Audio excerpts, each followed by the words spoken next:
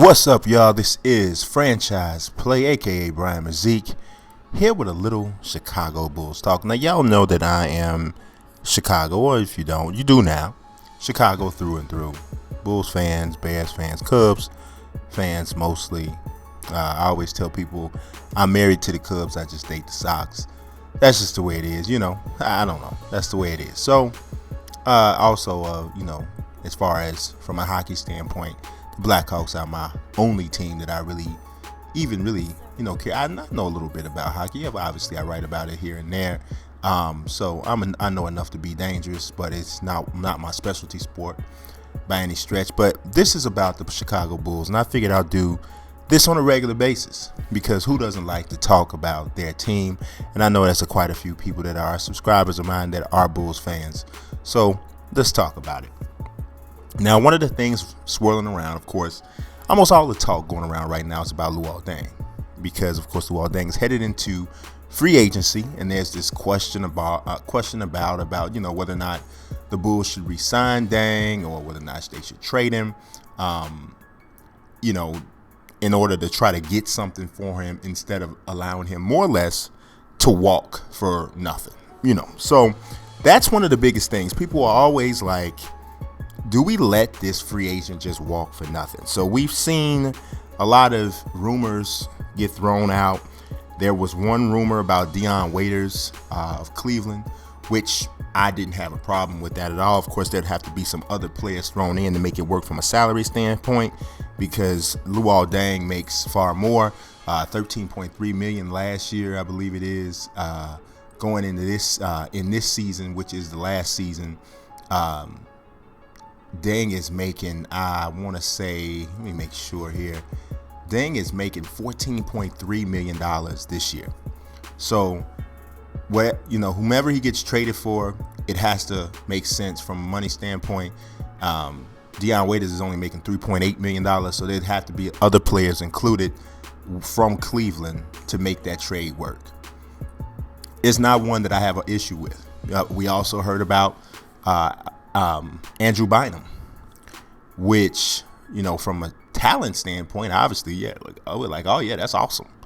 But you just never know what you're going to get with Andrew Bynum. He signed on for $12.2 million this year. His money next year is not guaranteed because that was part of the deal that he got because he's had issues. So the Bulls didn't. I'm actually doing a Bears video, letting the footage record it. So you can look forward to that coming on. So that's why I said the Bears. But the Bulls, the Cavs didn't, they were smart. They didn't hook themselves on with Bynum because they knew they didn't know what they were getting from an injury standpoint or even from a mental standpoint with Bynum. You don't know if he's going to go bowling, what he's going to do. Also, we heard a rumor which didn't have any real substance at all.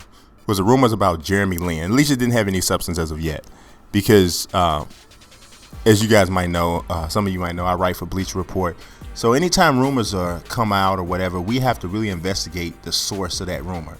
Did it come from a reputable source? Nothing that we found came from anybody that we would consider somebody we would quote. So there was really nothing there on the Jeremy Lin front.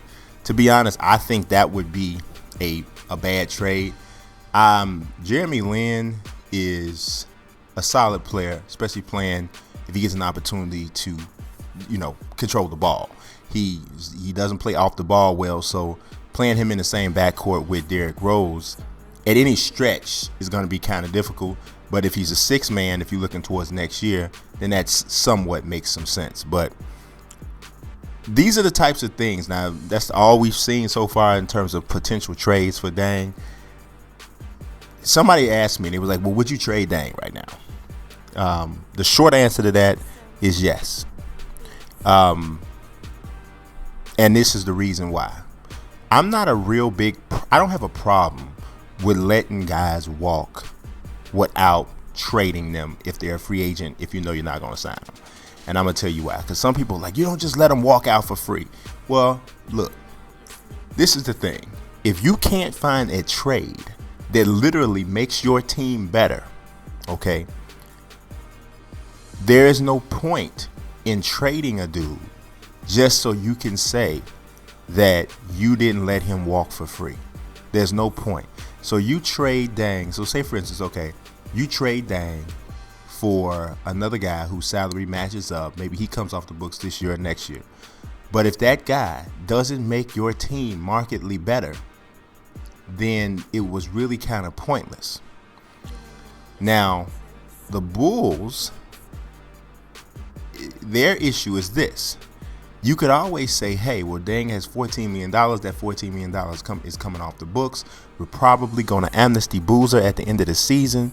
So now this is free money that can be used, in a summer where Carmelo Anthony probably is going to be a free agent. LeBron could opt out, on and on and on, right? The only problem with that is this.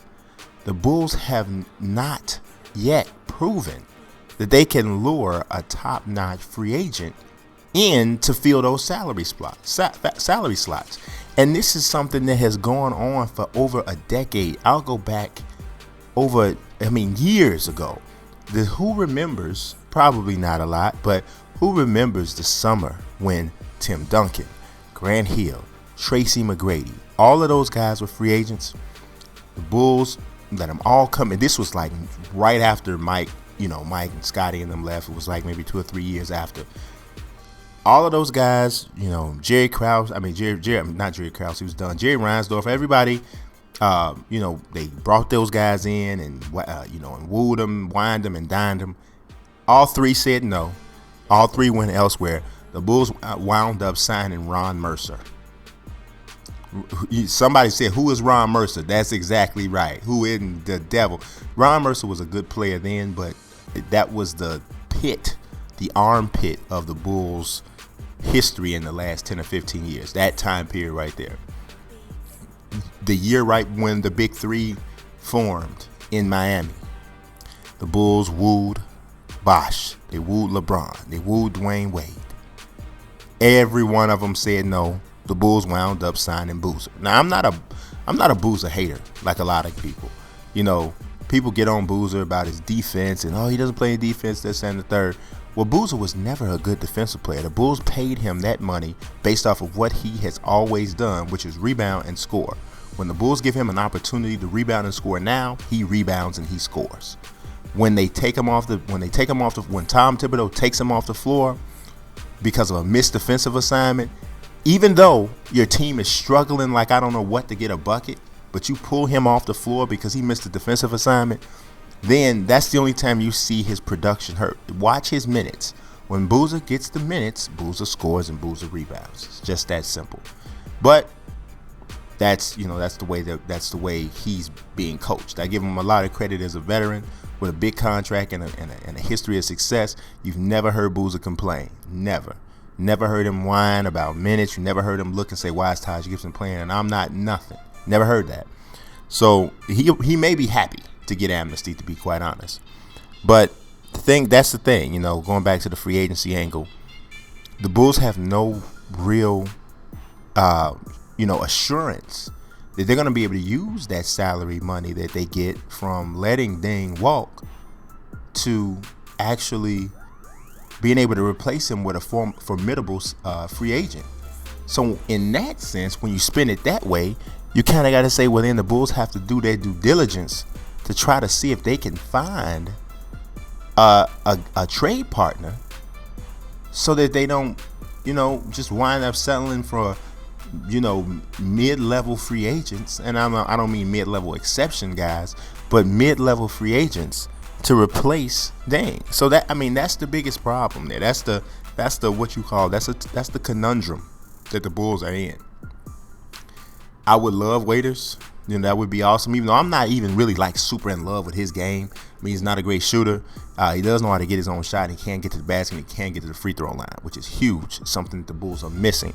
The only player on the Bulls team they can get their own shot off the dribble is Derrick Rose. Nobody else on that team can get their own shot. Jimmy Butler cannot really get his own shot.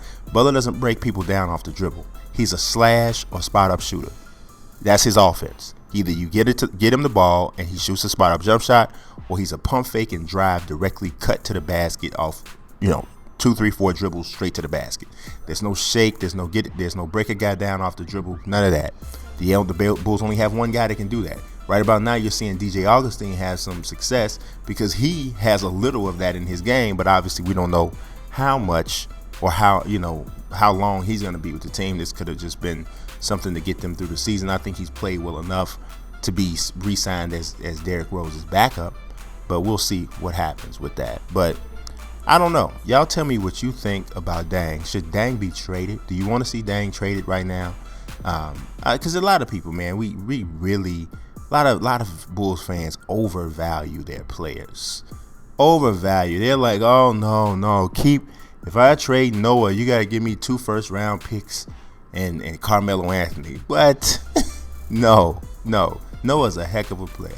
Almost had a triple-double tonight against the Celtics. I mean, he's a heck of a player. One of the top, I would say, 5 or 6 centers in the NBA. But that don't mean he worth that, y'all. That don't mean that, man. So I want to know what you guys think. Should Deng be traded? Do you like the Dion Waiters deal? Do you like Bynum deal? Do you like a Jeremy Lin deal that probably isn't really got much to it? Or should they just let him walk and fill his spot with a free agent? Let me know in the comments, y'all. And you look forward to more straight Chicago Bulls talk. Y'all subscribe, follow. Peace.